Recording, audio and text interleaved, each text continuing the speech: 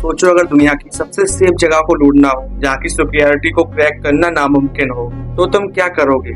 ये कहानी एक ऐसी ही बैंक की है जिसका नाम है बैंक ऑफ स्पेन। इस बैंक ऑफ स्पेन का नाम सुनते ही आपको एक चीज याद आई होगी कि हाँ, ये वही बैंक ऑफ स्पेन है जहाँ प्रोफेसर ने कब्जा किया था। छोड़ो इसे, अब आते हैं अपने पॉइंट पे, जिसे तोड़ना किसी नामुमकिन मिशन से कम नहीं था। जब शुरू हुआ तब टॉम, एक जर्नलिस्ट इंजीनियर, मैड्रिड पहुंचता है। वो वहाँ पर आता है बेल्डर और उसकी टीम से मिलने। बेल्डर एक पुराना खिलाड़ी जिसका मकसद सिर्फ पैसा ही नहीं बल्कि एक ऐसा खजाना जो 100 साल पहले एक जहाज में डूबा था, और उस खजाने तक पहुंचने का रास्ता वो भी इसी बैंक में छुपा है। वो भी किसी सोने के सिक्कों को कोऑर्डिनेट क्रैक करके उस जगह पर पहुंचा जा सकता है। ये बैंक कोई आम बैंक नहीं है, इसकी सिक्योरिटी सिस्टम एक मास्टरपीस है। जब भी कोई वॉल्ट के अंदर छेड़छाड़ करता है तो पूरा वॉल्ट पानी से भर जाता है, और वो पानी भरना बंद तब होगा जब उसका वजन मेंटेन होगा। लोग वहाँ डूब के मर जाते हैं, इसीलिए उसे द इम्पॉसिबल बैंक कहते हैं।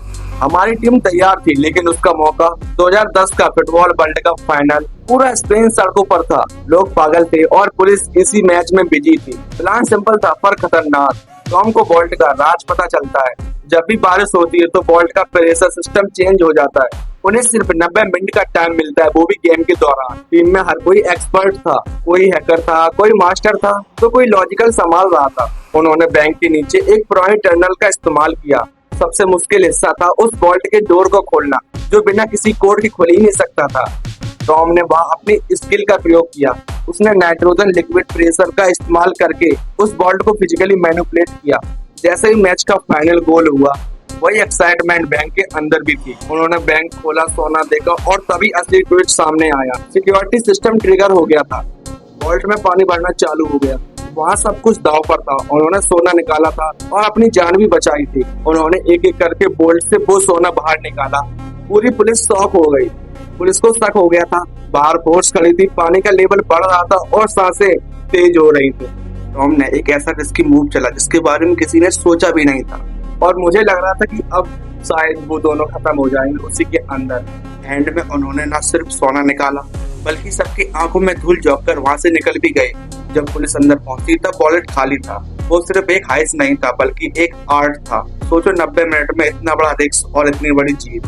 और इसलिए कहते हैं हाइस वहीं पे होती है जहाँ पर दिमाग होता है, और हथियार जब काम करते हैं जब तुम्हारे पास दिमाग नहीं होता है। लेकिन सच बताऊं दोस्तों, असल खेल तब शुरू हुआ जब वॉल्ट का दरवाजा खुला और हम वहाँ पर खड़े थे। सोने के सिक्के, आर्टिफिशियल, ऐसी चीजें जो किसी ने शायद देखी होकर, लेकिन उस खुशी के साथ डर भी था। वहाँ खड़े होकर मैं सोच ही रहा था, एक तरफ मेरी लाइफ की सबसे बड़ी जीत और दूसरी तरफ वो पानी जो तेजी से वॉल्ट में भर रहा था। हर सेकंड, हर मिनट ऐसा लग रहा था जैसे क्लॉक मेरी धड़कनों के साथ चल रही। हमारी टीम का हर एक मेंबर, वॉल्टर से लेकर उसकी टीम तक, सब टेंशन में थे। शायद मुझे याद है उस वक्त मैंने अपने आप से पूछा, टॉम क्या ये सब तुम्हारा है? क्योंकि वहाँ कोई गलती मतलब मौत थी। मगर तभी बाहर से शोर सुनाई दिया।